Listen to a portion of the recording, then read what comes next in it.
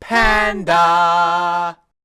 Hello! I'm Alex, also known as Mr. Panda, and this is my review of A Hat in Time. Between Super Mario Odyssey and Yooka-Laylee, 2017 is slowly ushering a return of the 3D platformer Collectathon. But not many people may realize that another game was planting seeds of the genre's revival years ago. A Hat in Time was kickstarted back in 2013 by the developers at Gears for Breakfast, who were hoping to tug at the heartstrings of a generation who grew up with the Nintendo 64 and GameCube. I was excited about the game's initial development, but it soon disappeared from the radar, and I had assumed the project was a bust. Thankfully, A Hat in Time made it out just in time to celebrate the genre's return, and it's worth the wait. You play as the unnamed Hat Kid, a bright-eyed girl who flies a time-powered spaceship. When a mafia member breaks in, the spaceship's energy-producing timepieces fall out into the various planets below. Thus begins Hat Kid's journey to retrieve the MacGuffins. I mean, timepieces. The story is fluff, but the characters are extremely likable. Hat Kid is an absolutely adorable platforming mascot. She may be silent, but she is expressive. Her actions speak for her personality, whether she's jumping in a pile of pillows or hiding from monsters. I couldn't help but smile at her playful expressions. The supporting cast is just as endearing, particularly the contract-obsessive ghoul and the cunning mustache girl. At first glance, the game looks like any other 3D platformer from past generations. And to an extent, it is. From your spaceship hub, you travel to self-contained planets to search for collectibles. New areas open up with every timepiece. There are only 5 chapters, but they feature incredibly diverse worlds.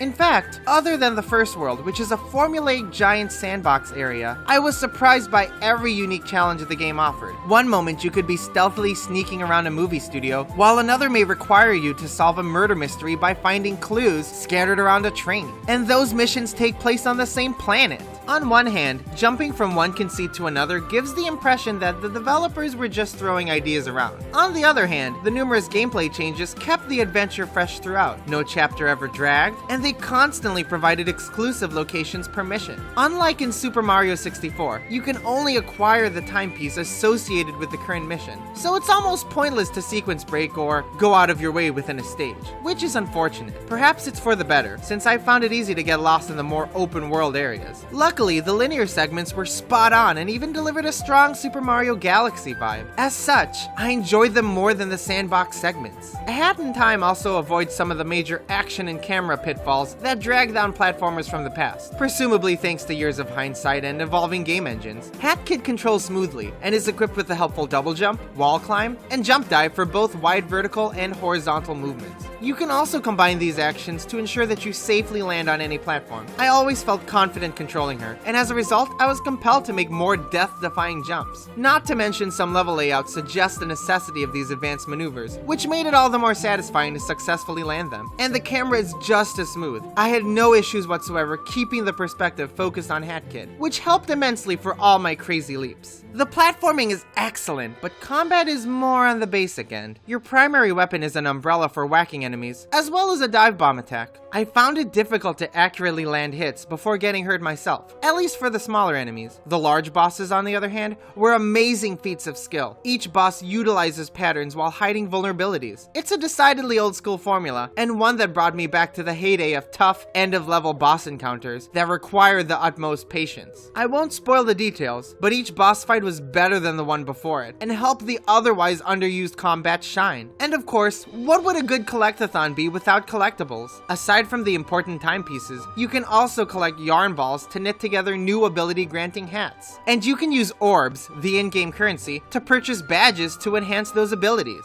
This simple power-up system made way for interesting puzzles and platforming challenges, though the fact that certain hats were required to beat the game put a halt to the otherwise stellar pacing. With 5 chapters consisting of up to 7 acts each, the game only takes about 7 hours to beat, but I was compelled to keep going past the credits and collect every single thing I could find, easily increasing my playtime by several hours. The most fascinating hidden missions involved finding a time rift hidden within a level. Encountering it led to a hardcore platforming bonus stage, reminiscent of the water packless levels in Super Mario Sunshine. Needless to say, these extra areas were some of the best parts in a wonderfully designed world, though the actual visuals are a bit underpowered. This totally works for the N64 nostalgia, but the textures were overly jagged, basic, and blurry. But as far as the aesthetic design is concerned, the world is vibrant and colorful. Every area is excellently themed, and I love the effort that went into creating a whimsical atmosphere. The music is equally compelling, as if it was lifted out of Banjo-Kazooie or Super Mario Galaxy. Every song fits so well, from the magical catchy main theme to the more melancholy and downright scary tunes in the Haunted Planet. A Hat in Time is that rare Kickstarted game that had a lofty goal and succeeded. Not only does the game live up to the 64-bit Collectathon nostalgia that so many of us have been craving, but it also revamps the standard formula. Every level feels completely different from the last, and a diverse mission structure keeps the adventure from growing stale. It's a wholly charming experience that made me smile silly. Hat Kid controls like a dream, and is also a ridiculously cute mascot whom I'd like to see more of, along with more adorable hats. Anyone who has fond memories of the 3D platforming genre would do well to check out A Hat in Time. I give A Hat in Time a 9 out of 10. Thank you so much for watching my video review. I really appreciate it. If you enjoyed what you saw, please be sure to give it a like. And please hit that subscribe button and let the time pass by with my other videos, including my review of a certain other 3D platformer about hats. And let me know what you think of A Hat in Time in the comment section below. Were you looking forward to the game when it was first revealed? And what are your favorite 3D platformers? Please share any thoughts and questions you have in the comment section below. Again, this was Alex, aka Mr. Panda, and until next time, hats off to ya!